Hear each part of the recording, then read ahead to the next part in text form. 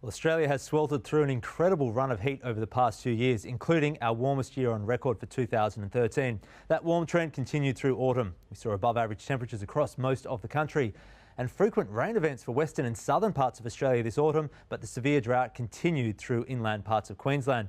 Let's have a look at the capitals now in more detail. For Brisbane, the average maximum this autumn, 27.5 degrees, nearly 2 degrees above the long-term average, and it was dry. Just 206.6 millimetres of rain by 9 a.m. Friday, about 100 millimetres below average. It was the warmest autumn for Brisbane in 7 years. Now, Sydney recorded its warmest autumn on record. That's no mean feat because for Sydney, we've got 155 years worth of data. The average maximum, 24.5 degrees, more than 2 degrees above the long-term average. It was also quite dry, 248.6 millimetres of rain by 9 a.m. Friday, well below the long-term average of 377 millimetres.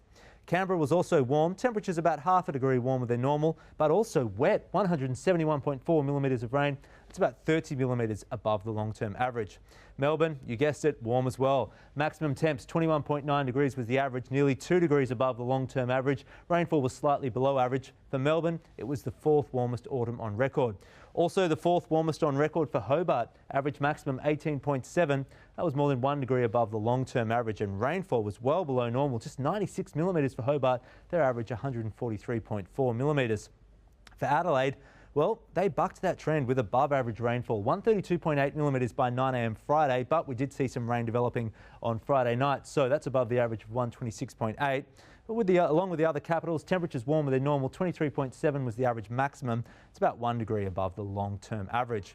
For Perth, we saw average maximums 26.1 degrees, more than 1 above the long-term average, and it was the warmest autumn for Perth in 3 years.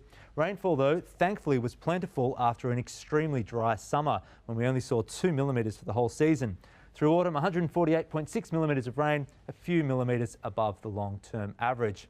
So what's the forecast for winter? Well, El Nino conditions are developing through the Pacific Ocean. The signal coming from the equatorial Pacific shows sea surface temperatures right now about 1 degree warmer than normal, indicated by that orange shading. And that has effects on global weather patterns. For Australia, during El Nino winters and springs, typically it is warmer and drier than normal. So here's the seasonal forecast by the Bureau for the next 3 months. And where we have the yellow and orange shading, we're expecting below average rainfall, and that covers most of central and southern Australia. Apart from Tasmania, though, it should be wetter than normal. Also during El Nino winters, maximum temperature